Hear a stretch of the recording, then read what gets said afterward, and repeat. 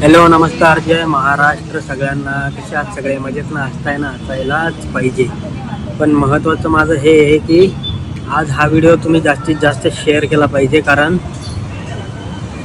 आता एक व्यक्ती आहे जो पैशांच्या नावाखाली किंवा मुली दाखवायच्या नावाखाली पैसे घेतो आणि लवकर देत नाही. माझ्या काही मित्रांना पण माहिती आहे की तो माणूस कोण आहे, काय आहे, पण आता रिव्हील करायचं नाही आहे.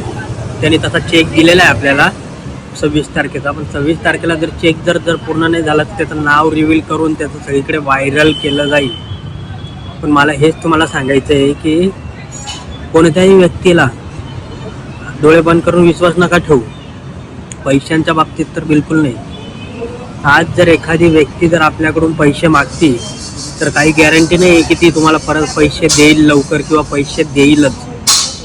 हे तुम्ही लक्षात घेतलं पाहिजे. कारण आता आमची ते जिरली, आम्ही पैसे दिले, पण आता तो व्यक्ती समोरचा द्यायला कानकून करतो.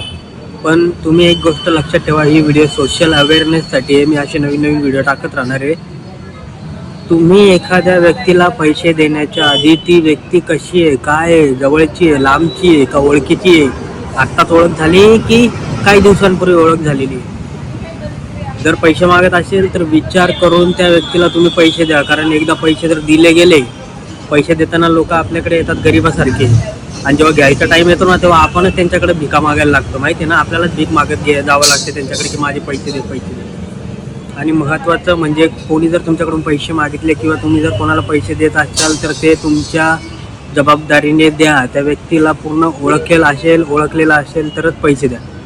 नाहीतर विनाकारण तुम्ही पैसे देऊन उगाच तुमचं मानसिक संतुलन बिघडवून घेऊ नका आणि दिवस खराब करून घेऊ नका. माझं हेच म्हणणं राहील, पैसे देताना व्यक्ती चांगला असेल तरच तुम्ही त्याला पैसे द्या, नाहीतर अन्यथा देऊ नका.